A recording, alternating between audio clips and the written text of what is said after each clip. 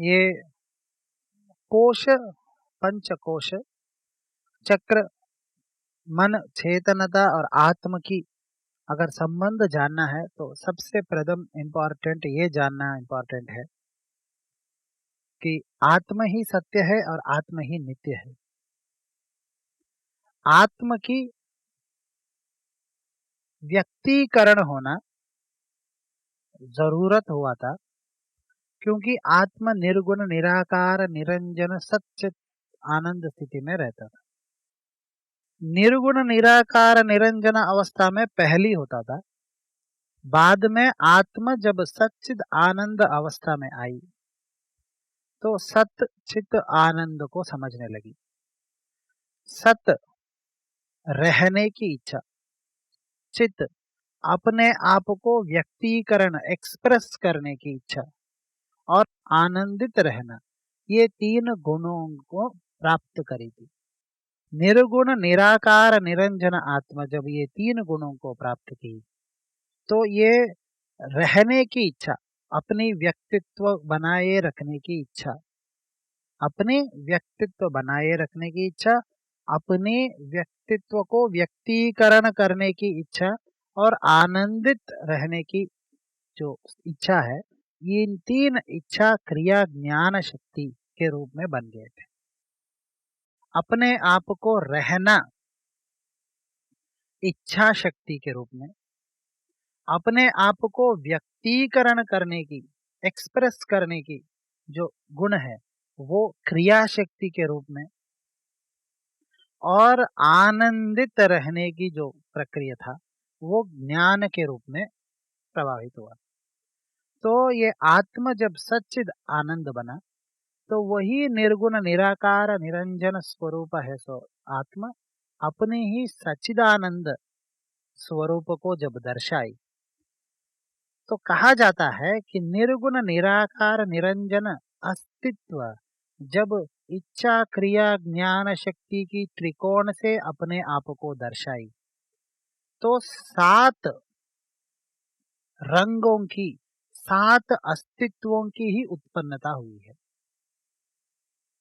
रंग ये रंग नहीं, वो तन्मात्र स्वरूपों में उत्पत्ति हुई है। और पहला मेरी भाषा के रंग या उत्पत्ति के अस्तित्व मन हुआ था, और उसी मन की गुण से ये आनंदमय कोश की पहला आविष्कार हुआ था। तो सच्चिद आनंद किसमें, इस त्रिकोण सच्चिद आनंद किसमें समाई है? आनंदमय कोश नाम दिया गया है। और अपने आप को क्रिया शक्ति के रूप में व्यक्तीकरण करना इस त्रिकोण की जरूरत थी, तो उसने ज्ञानमय मनोमय अन्नमय शरीरों को बनाना जरूरत पड़ा। ऐसा क्योंकि उस निर्गुण निराकार निरंजन जब रहना चाहिए, जब अपने आप को एक्सप्रेस करना चाहिए और अपने आप को खुश रहना चाहिए, तो उस ये क्रिया शक्ति को एक्सप्रेस करने के लिए और बेहतर और बेहतर और बेहतर एक्सप्रेस करने के लिए सूक्ष्माति सूक्ष्म स्वरूप आत्मा से स्थूल रूप शरीर बनना तक जरूरत पड़ा। पहले आत्मा ही सत्य था, निर्गुण था, निराकार था, लेकिन उसने जब निर्गुण निराकार को एक्सप्रेस करने की सच्चिदानंद रूप ली, इच्छा क्रिया ज्ञान शक्ति के त्रिकोण से, इच्छा शक्ति क्रिया शक्ति ज्ञान शक्ति त्रिकोण के तीन अंग बने, तो अपने आप के सात अस्तित्वों को महसूस करी और उन अस्तित्वों से आनंदमय कोश और ये पंच कोशों को बनाना ये इम्पोर्टेंट बन गया था। फिर ये बाकी बचे सो ये दो इम्पोर्टेंट आत्मा और ये सच्चिद आनंद ये त्रिकोण स्प्लिट होके इम्पोर्टेंटली आनंदमय कोश और ज्ञानमय कोश को सब कॉन्शियस लेयर्स बनाया गया है। इसीलिए सब कॉन्शियस माइंड बहुत पावरफुल है। सब कॉन्शियस माइंड सब जानती है, डीपर लेयर्स ऑफ सब कॉन्शियस माइंड को असीम शक्तियां है कहा जाता है, क्योंकि deeper layers of the sub conscious mind यानी सच्चिदानंद अवस्था, और उस सच्चिदानंद अवस्था को सब पता है। इसीलिए ज्ञानमय और आनंदमय कोश, आनंद, यहाँ पे आनंद सत चित आनंद है, और मनोमय कोश क्रिया शक्ति और ज्ञान शक्ति, ये संपूर्ण तरीके से प्रसारित हो रहा था। लेकिन उसको और एक्सप्रेस करने के लिए शरीर तक बनने की जरूरत थी। तो उसी आनंदमय कोश और उसी ज्ञानमय कोश अपने आप की अस्तित्व की कंटेंट, अपनी अनुभूति, आनंदमय कोश और ज्ञानमय कोश की इस अनुभूति को मनोमय कोश बनाने में काम आया। द एक्सपीरियंस ऑफ द आनंदमय and ज्ञानमय has further resulted in a content of experience called manomaya. Now मन क्या है तुम्हारी मन तुम्हारी एक्सपीरियंस की कंटेंट होती है। कि एक आदमी की बोलता है मेरा मन अभी ऐसा है, मेरा मन वैसा है। एक आदमी, क्योंकि उसकी एक्सपीरियंस की जो कंटेंट होती है, नेट रिजल्ट होती है, वो होती है मन। एक आदमी की मन के हिसाब से ऐसा ही करना चाहिए, दूसरे आदमी के मन के हिसाब से ऐसा करना चाहिए। ऐसा क्यों है? उसकी अनुभूतियों के हिसाब से उसकी मन वैसी बनी है, इसकी अनुभूतियों के वजह से इसकी मन ऐसी बनी है। तो मन निरंतर बनती रहती है, मन निरंतर मरती रहती है। इस जन्म में तुम्हारी मन राइस खाने को प्यार करती है, अगले जन्म में तुम अगर दूसरे जगह पैदा हुआ तो तुम्हें रोटी पसंद है, दूसरे जगह पैदा हुआ तो पिज्जा पसंद होगा या कुछ और पसंद होगा। तो ये मन निरंतर बनती रहती है, मरती रहती है। तो ये आनंदमय और ज्ञानमय की अनुभूतियों से मनोमय कोश, और मनोमय कोश के अनुभूतियों से बने सो मनोमय कोश के सांद्रता, डेंसिटी बोलते हैं, सांद्रता से प्राणमय कोश। ये प्राणमय कोश और ये अन्नमय कोश बनने के लिए माता पिता की सहाय ज्यादा जरूरत हो गई थी। लेकिन प्रथम जीवी कैसे पैदा हुई? जो इसीलिए सिंगल सेल ऑर्गेनिज्म से हमारी ये शुरुआत हुई, और सिंगल सेल से पहले ये डीएनए, बहुत लोग ये सोचते हैं कि हम सिंगल सेल से शुरू हुए। हम सिंगल सेल से नहीं, हमने प्रैक्टिकली डीएनए से शुरू हुआ है। हम ये डीएनए से भी शुरू हुआ तो प्राणिक लेवल से शुरू हुआ है। इस एवोल्यूशन के लिए कई हजारों साल लगे हैं, और इस एवोल्यूशन में प्राणमय शरीर, ये मन से प्राण, प्राण से और स्थूल बनते पंचीकरण होना शुरू हुआ। वहां से प्राण से पंच तत्वों से पंचीकरण कहते हैं, और पंच तन्मात्रों से जब प्राण टकराया तो पंचभूतों ने जन्म लिया, और ये पंचभूतों को प्राण शक्ति अपने अपनाने के हिसाब से उसको महसूस करने लगी। तो एक एक प्राण और एक एक महाभूत और महाभूतों की मिश्रम से दिव्यता की आविष्कार पृथ्वी पे पहली बार स्थूल रूप में होना शुरू हुआ, और उसको आगे बढ़ते एक अस्तित्व, स्थूल अस्तित्व बनने शुरू हुआ सेल, कणजाल से। लेकिन जब एक कणजाल बना तो आनंदमय ज्ञानमय कोशों की प्रभाव से इस स्थूल कणजाल और ज्यादा प्रभावित होते अपने आप को रेप्लिकेट करना ही प्रथम कर्तव्य जैसा बनते गए, क्योंकि expression expression expression is the only quality of the infinite. तो उस एक्सप्रेशन जब और स्ट्रांग हुई तो रिप्रोडक्शन स्टार्ट हुई, और माता पिता फॉर्म हुए, cells, male cell female cell form हुए, और ये मेल सेल फीमेल सेल्स के वजह से रेप्लिकेशन शुरू हुआ। तो ये अन्नमय और प्राणमय कोशों की प्राण, अन्नात् प्राणो भी जायते। Am I clear with you? तो अन्न, हमारे फूड से हमारी प्राण की शक्ति आती है, मनोमय शक्ति। इसीलिए फूड की शक्ति एक लेवल की शक्ति, एयर की लेवल एक लेवल की शक्ति, निद्रा समाधि अवस्था की एक लेवल की शक्ति। इंसान को इन 3 लेवल्स की शक्ति चाहिए, पृथ्वी की यानी अन्नमय शरीर की, प्राणमय शरीर की और मनोमय शरीर की तक उसको जरूरत हो गई थी, क्योंकि सच्ची स्थिति में आनंदमय और ज्ञानमय कोश ही रह सकते थे। और ये प्राणमय और ये अन्नमय ओवरलैप स्ट्रक्चर्स के रूप में बनते आए हैं पंचीकरणों के वजह से। इस पंचीकरण कहाँ पे स्टार्ट हुआ है? हमारी प्राणमय शरीर पंच तन्मात्रों को जब टकराती है तो पंच तन्मात्र पंचभूतों को और पंचभूतों को प्रभाव से प्राण शक्ति से अन्नमय कोश फॉर्म होना शुरू हुई। तो एक एक कोश एक एक नेक्स्ट कोश को बनाने के लिए पुश करते एवोल्यूशन में आई है।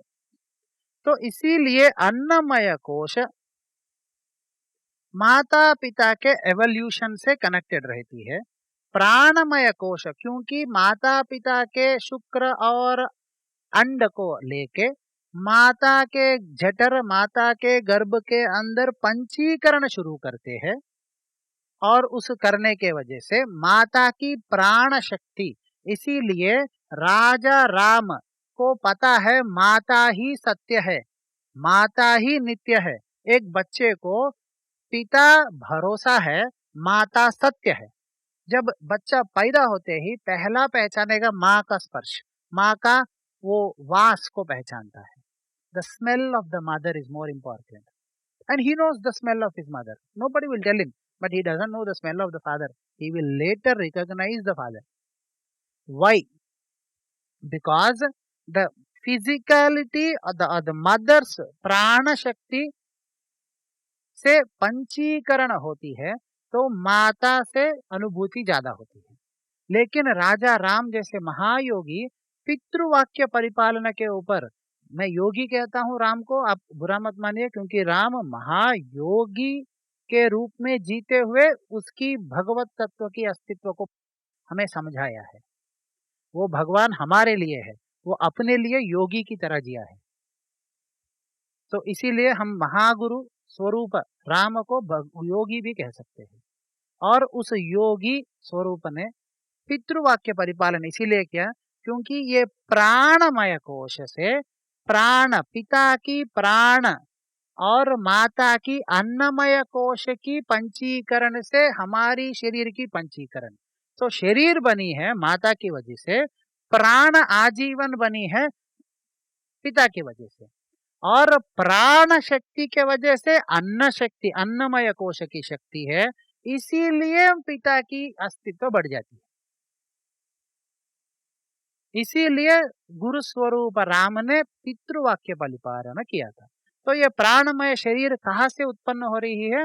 वो पिता की प्राण की ओवरलैप स्ट्रक्चर से बनती है। पंच महाभूत के पंचीकरण तत्व से इस प्राण, पिता की प्राण जब माता की कोख के अंदर पंचीकरण होता है तो अन्नमय शरीर। तो ये कोश इस तरह उत्पन्न हुए। तुम्हारी deeper layers of the subconscious आनंदमय, superficial layer of your subconscious jnanamaya, deeper mind तुम्हारी मनोमय, कॉन्शियसनेस की जो माइंड की मनोमय, और तुम्हारी प्राणमय एक्सटर्नल माइंड। इसीलिए ये प्राणमय कोश निरंतर चेंज होती है क्योंकि ये मैग्नेटिक मेरिडियन से है कि external mind always in the influence, because शुरू होती है पिता के इन्फ्लुएंस से। मेरे उद्देश्य समझ में आ रहा है? इसीलिए वो कंटिन्यूअसली प्राणमय शरीर बदलती रहती है।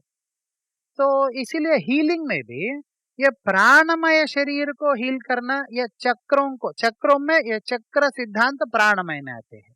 ये प्राणमय पंचीकरण से जब टकराते हैं या तत्वों से जब टकराते हैं तो प्राण चलन की मूल है। तेरे अंदर मूवमेंट है तो बिकॉज प्राण है, मूवमेंट है। और महाभूतों को जब प्राण टकराती है ये महाभूतों के जो स्थूलत्व पैदा होती है उसके अंदर मूवमेंट शुरू होती है। उस मूवमेंट कभी भी स्पाइरलिक ही होती है, इसीलिए हमारे चक्र बोलते हैं दिखने के लिए। अब वेद विज्ञानों के ऊपर बात करते हैं तो चक्र लोटस की तरह है बोलते हैं। और लोटस फॉर एग्जाम्पल हम वेदों के बारे में बात करते हैं तो अनाहत चक्र इन्वर्टेड लोटस की तरह रहती है, इन्वर्टेड लोटस बर्ड की तरह। इन्वर्टेड लोटस बर्ड अगर कहीं भी देखो तो गोल नहीं होती है, तो उसको चक्र क्यों बोला गया है? उसको कुछ लोग चक्र बोलते, कुछ लोग लोटस बोलते। अब लोटस चक्र की तरह नहीं लगती है, चक्र लोटस की तरह नहीं लगती है, लेकिन वो कंफ्यूजन रहती है। ये चक्रों के ऊपर भी ये पंचीकरण प्राण जब पंच महाभूतों को टकराती है तो एक के दो दो, एक एक, तीन तीन, चार चार ऐसे महाभूतों की कॉम्बिनेशन से वो प्राण एक अलग प्रकार की मूवमेंट लेके आती है। तो मूल आधार ये लम इसीलिए बनी है। तो जहां पे एनर्जी ज्यादा है वहां पे शब्द की उत्पन्नता होती है, साउंड की उत्पत्ति होती है। और साउंड इसीलिए चक्रों में उस बीजाक्षरों की जाप भी होता है। मूलाधार अन्नमय शरीरों की स्थापना से स्थित है। स्व अधिष्ठान चक्र से हमारी बेसिक प्राणमय कोश की मैं रहने वाला चक्र स्व अधिष्ठान मोस्ट इंपॉर्टेंट है। ये स्व अधिष्ठान और मणिपूरक चक्र यानी नाभि के ऊपर जो चक्र इंपॉर्टेंट होती है वो चक्रों में हमारा इंपॉर्टेंट प्राणमय प्राण शक्ति से कनेक्टेड उस असीम आत्म तत्व की मन की प्रभाव ज्यादा होती है। और ये इसीलिए हमारी मणिपूरक चक्र जहाँ पे हमारा नाभि के ऊपर छाती के नीचे शुरू होती है ये मनोमय कोश की प्रभाव ज्यादा रखती है और स्व अधिष्ठान चक्र प्राणमय कोश की ज्यादा रखती है प्रभाव। तो इसीलिए सेक्स ऑर्गन्स भी बोलते हैं सेक्स चक्र है ये स्व अधिष्ठान चक्र, क्योंकि प्राण की जो अधिष्ठान है वो उस स्व अधिष्ठान चक्र में बैठी है। तो ये प्राण शरीर की पूरी कनेक्शन थ्रेड्स कहाँ से आते हैं? थ्रेड्स बोलते हैं उसको। तो pranic threads of the pranamaya शरीर though they are from the entire body, the source deep within is in the Swadhisthana, स्व अधिष्ठान में रहने वाला। एंड माइंड की बेस ये मणिपुर से शुरू होती है और ये ज्ञान माइंड की बेस और ज्ञानमय कोश की जो ओवरलैप स्ट्रक्चर्स है उसी ओवरलैप स्ट्रक्चर से हृदय और आज्ञा चक्र बनते हैं। ज्ञानमय कोश की और मनोमय कोश की जो ओवरलैप स्ट्रक्चर्स है उसके वजह से हमारे ये हृदय और आज्ञा चक्र बनी है। ज्ञानमय कोश ज्यादा से ज्यादा हमारे को प्रभाव करती है आज्ञा चक्र को, इसीलिए आज्ञा कहा जाता है। आज्ञा चक्र को आज्ञा चक्र क्यों कहा जाता है वो अगर हम अभी मैं इसको अगर डिटेल समझाऊं तो बहुत देर लग जाएगा, लेकिन एक शॉर्ट में ये आज्ञा चक्र दो पेटल्स की चक्र होती है बोल के कहते हैं।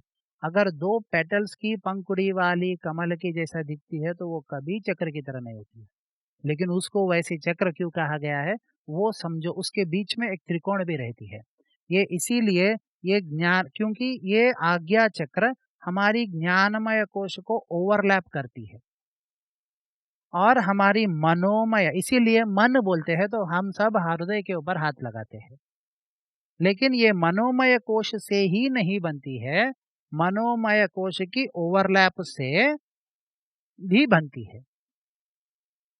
मेरा उद्देश्य प्राण शरीर, मनोमय शरीर और ये ज्ञानमय शरीर इन सब की ओवरलैप, लेकिन मनोमय शरीर की प्रस्फुटता ज्यादा।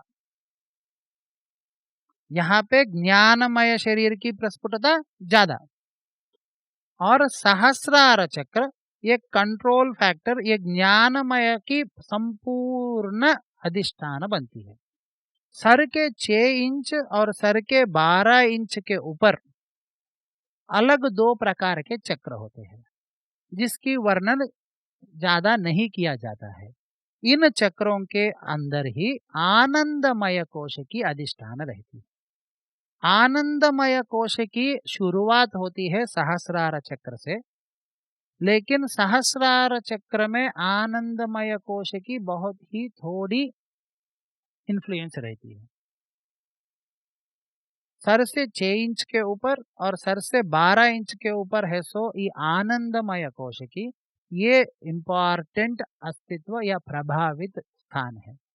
हमारी सच्चिद आनंद स्थिति जब हमारी चिति शक्ति इस सहस्रार की भेदन करके उस सर के ऊपर 6 इंच और 12 इंच के जो चक्र है उनको जब अस्तित्व में समाती है, तब ही हमें उस सच्चिद आनंद की अनुभूति होती है। मेरे उद्देश्य कुछ समझ में है? इसीलिए कुंडलिनी को बोलते हैं कि राम ने, ये कुंडलिनी बोलते हैं, ये कुंडलिनी यानी चिति शक्ति ये कहाँ से उत्पन्न हुई है? हमारी net content of our consciousness कैसे बनती है? मन की नेट कंटेंट से कॉन्शियसनेस बनती है, और उस कॉन्शियसनेस की अवेकनिंग और माइंड की अवेकनिंग स्व अधिष्ठान से, उस स्व अधिष्ठान प्राण शक्ति, मनोमय शक्ति, ज्ञानमय शक्ति, आनंदमय शक्ति को शक्ति कह रहा हूं, इधर कोश क्यों नहीं कह रहा हूं? क्योंकि उस शक्ति की रहने की जगह को कोश कहा गया है। उसको अनुसंधानित करते हुए वापस सतचिद आनंद को पहुंच के, सतचिद आनंद को भी भेदन करके निर्गुण निराकार अवस्था को पहुंच के वापस उस निर्गुण निराकार निरंजन से सच्चिद आनंद को, सच्चिद आनंद से शारीरिक व्यवहार अगर कर सकते हो तो संपूर्ण ज्ञानी बन सका। तो मैं पहले कैसे पंच तत्वों ये शरीर कैसे बने हैं, आत्म से सच्चिदानंद, सच्चिदानंद से ये कैसे बने हैं, ये क्यों समझाया है? परमात्मा सृजन करना चाहता था और परमात्मा अपने आप की व्यक्तीकरण करना चाहता था, तो परमात्मा ने अपने आप की डिसेंट किया व्यक्तीकरण के अंदर। अभी इंसानियत की लक्ष्य क्या है? इस इंसानियत से परमात्मा तक अगर जाते तो the evolution, when is a wave complete? When there is a crest and a trough, when there is a compression and refraction. So yes or no?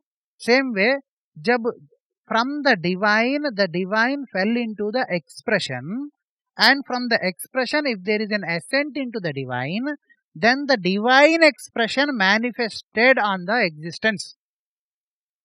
And that is the reason why we all have a prime responsibility to do sadhana and ascend into that divinity, because we are not human beings, we are divine expressions.